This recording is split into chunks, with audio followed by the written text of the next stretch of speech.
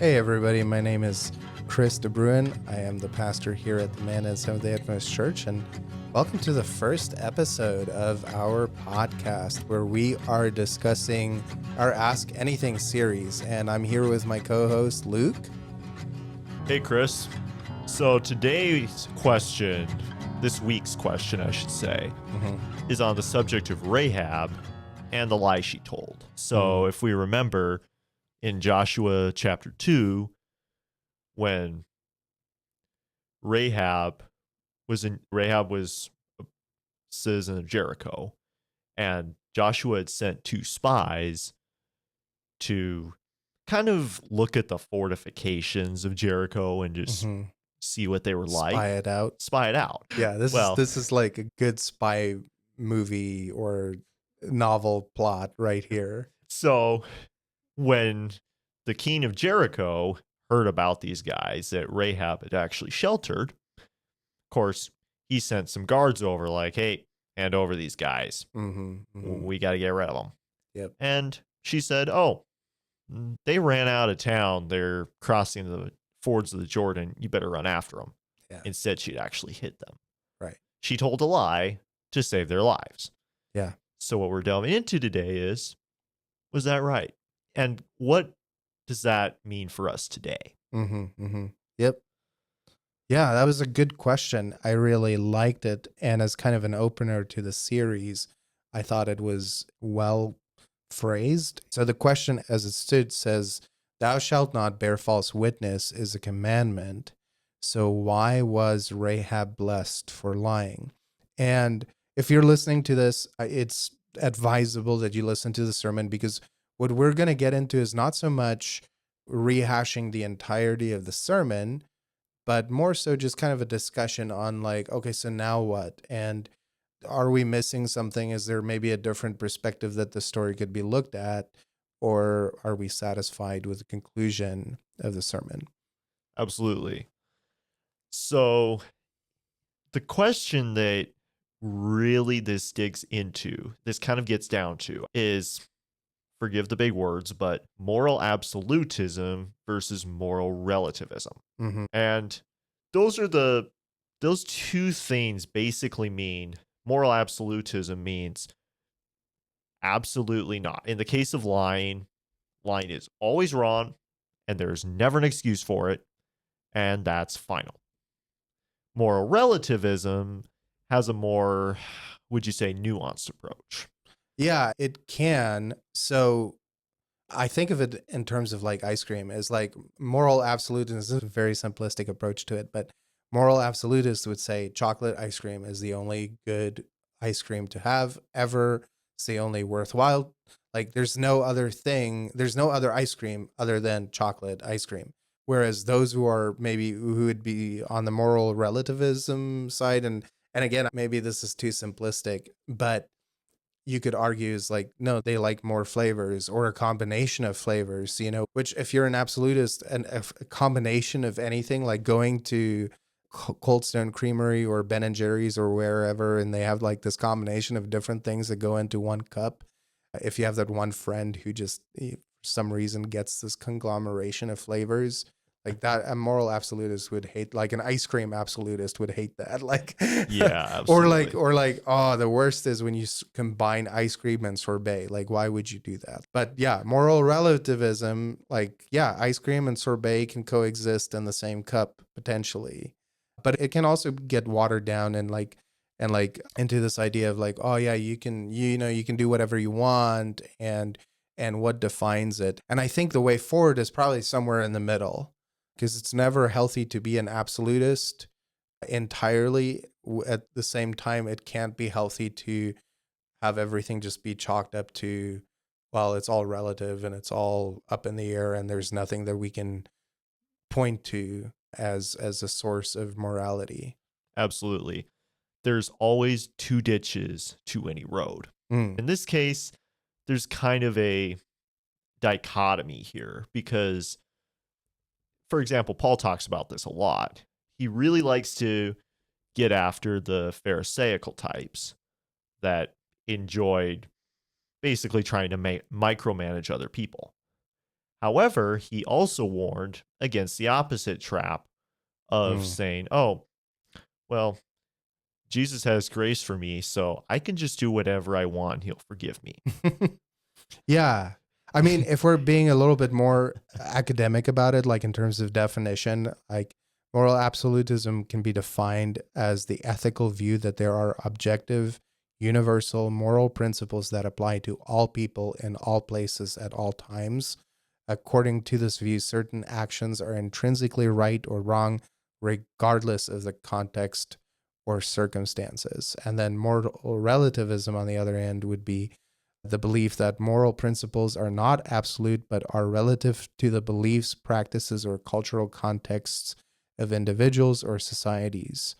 What is considered morally right or wrong can vary based on these factors. And I think somewhere in the middle, there is that, because I think we can look at God, we can look at the Bible, like we have to look at the person of Jesus as probably being the most, like, yeah, Jesus encompasses God's morality in the flesh, like in the person, like his whole idea of becoming incarnate human being is God becoming flesh, and the way that he interacts with the world, the way that he ethically relates to the different things that he engages as.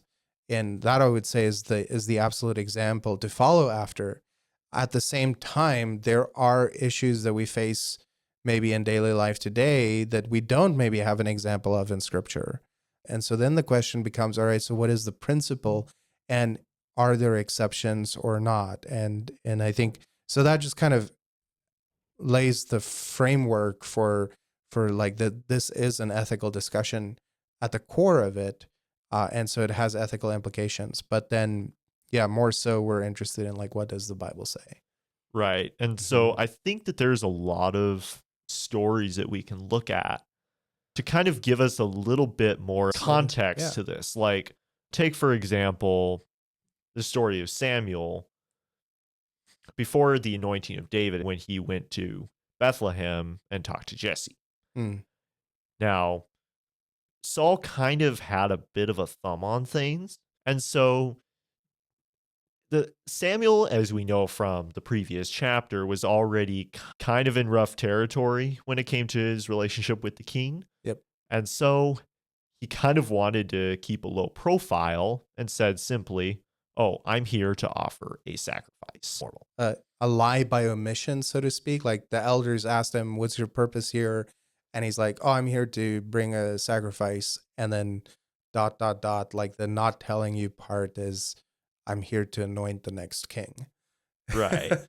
Would have not gone over well. No, because while they might not have had too strong of a reaction, Saul Mhm. would have heard about it and he Yep. would have had a very strong reaction. Another example that I think it's such a cool example, or just like a cool story, is the Hebrew midwives in the Exodus story. Pharaoh instructs the midwives to kill the Hebrew babies, and the midwives are feeling like, well, this is not something we can do. Like we can't kill babies, and so they make up this story where they say, well, the Hebrew women are just not like Egyptian women. They're strong and they give birth super fast. And this is the lie that they tell. Pharaoh was really upset about it, but just kind of a cool story. They basically said, I'm reading from Exodus 1:19 here. It says, the Hebrew women are not like the Egyptian women.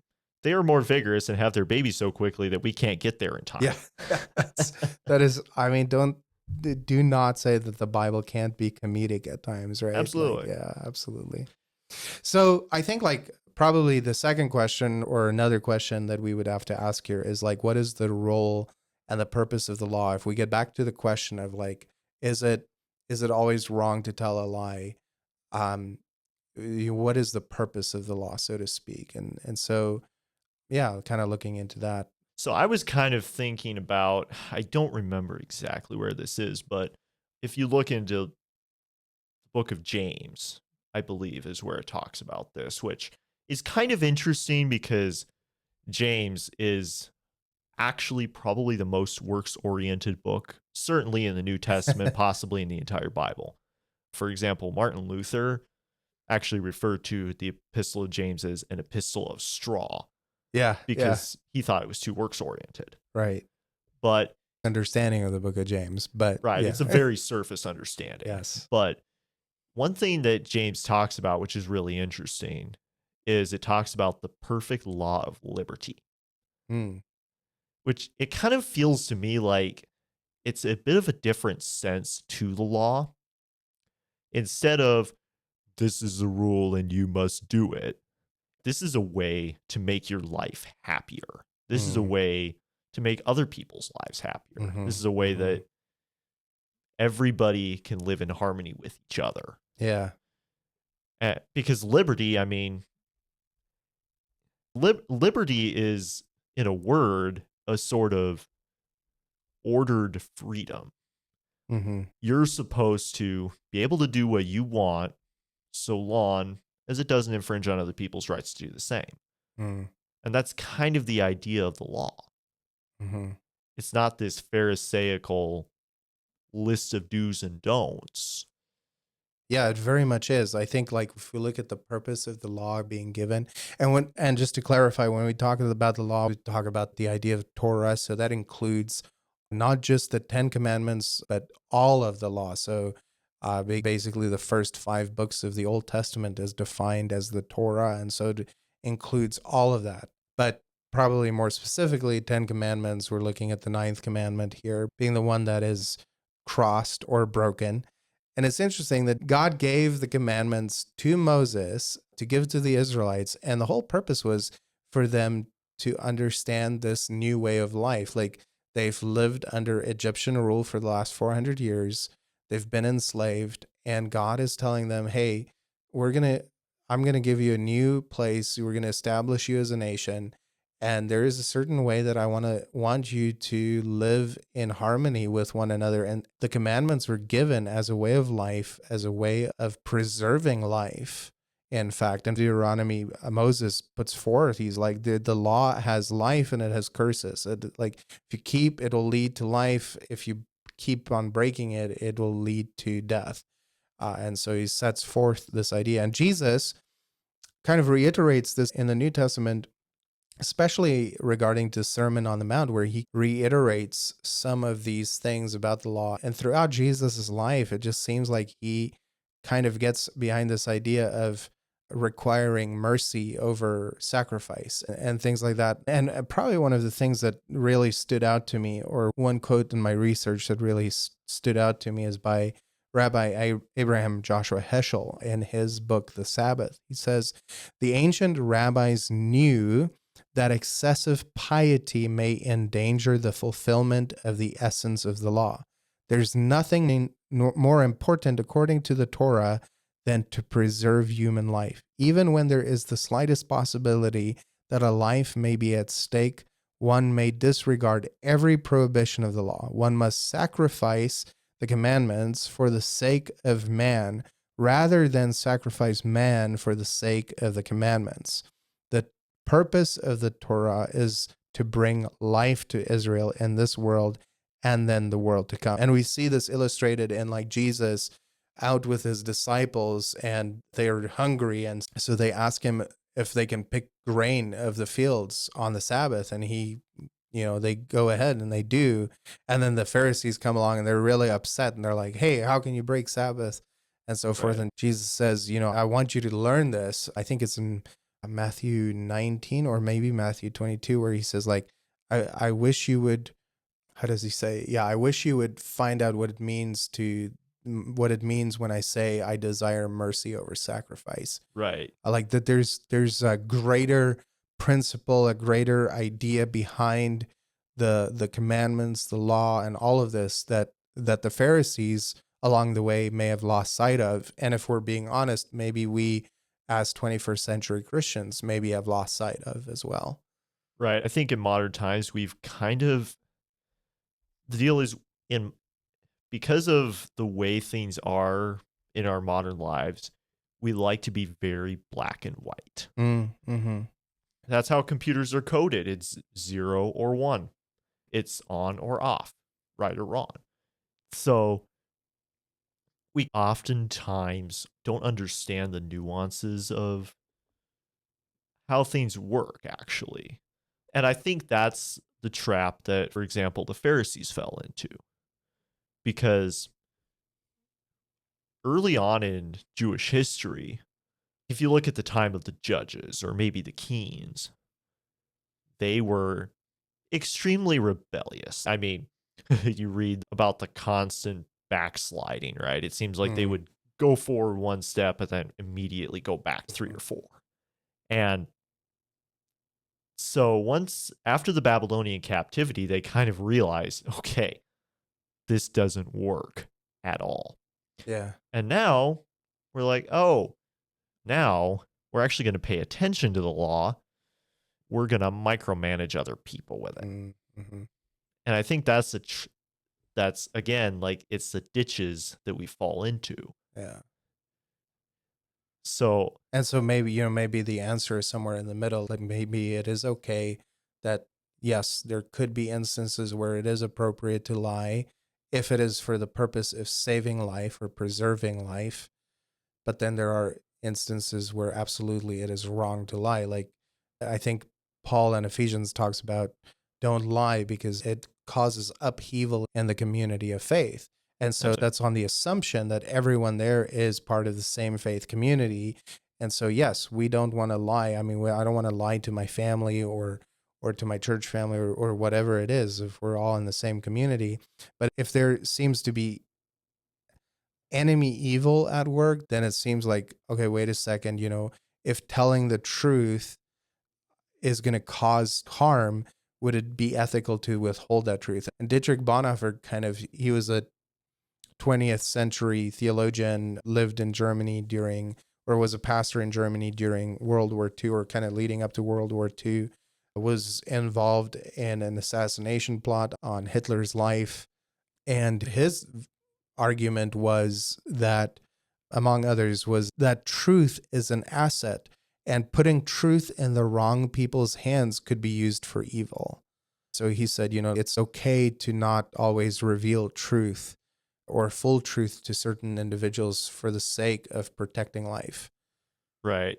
So I don't know what you think on this, Chris. You feel free to Yeah, challenge me on this, but it kind of seems like what we've more or less arrived at is that the default should always be to tell the truth. What we have to realize is that these instances that we talk about are very isolated. I do believe that there needs to be special guidance from God on these things. absolutely. Yeah, I think textually, contextually, and practically, very seldom are we going to be in a space on the day to day where we have to lie to protect someone's life, like literally like saving their life from being killed, taken or something like that.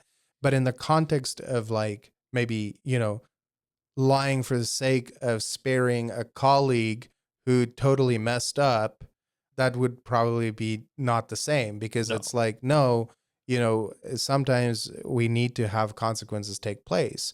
So hiding spies and covering for a colleague is probably not quite the same thing, especially if it leads to harm, right? And I think that's the thing with lies is more often than not, they harm the community. They can hurt, they can wreck havoc. And so, yes, lying as a principle is kind of a common day thing. Absolutely. Don't lie. It's not worth it because lies will always find you out. And I mean, there's just injunction after injunction in scripture and you can listen to the sermon on this, but there's just injunction about like, don't lie or like the harm that lying causes. Yet at the same time, because the Bible is morally complex, we are faced with some stories where it seems like lying might be appropriate. And so, in the same way, in day to day life, there might be instances, probably not very many, like you correctly said, Luke, but there might be instances where it might be appropriate. And those are times when we need to ask God for help because Yeah, seriously, those things, when they happen, I think that God should be in the forefront because absolutely. I'm not saying like, sure, this would certainly be ideal. I'm not saying that like you need to pray before every single word that you speak, which that would certainly be ideal. I'd love to do that, but Hmm. I'm human Yeah. and that But doesn't happen. And I think more than that, God's guidance is with us throughout the day. Like, when we get up in the morning and you Yeah. start your day out with prayer and you say, Jesus, I want you to be a part of my decision making today. I want you to be part of my life today. I mean, he's not going to quit on you by like 10 a.m. Right. Like that's not Jesus. I think like that's the thing about life in general. Like God is not so much interested in the well, maybe I shouldn't say that he's not interested, but I gotta be cautious of how I phrase this. But I think God is more interested in the heart than necessarily always the action and the direction of someone's life. I think if we took a look at Rahab, she was a prostitute. She was not a Jew. She was considered a heathen or a pagan. And the way that the Bible describes Jericho and the people of Jericho as evil and wicked, I mean, she would be included in that category. And yet, that's not quite what God looks at. He looks at her heart and her willingness to move forward in faith. And I think in the end, Rahab is blessed, not because she lied, but because her actions were rooted in faith and a desire to protect God's people.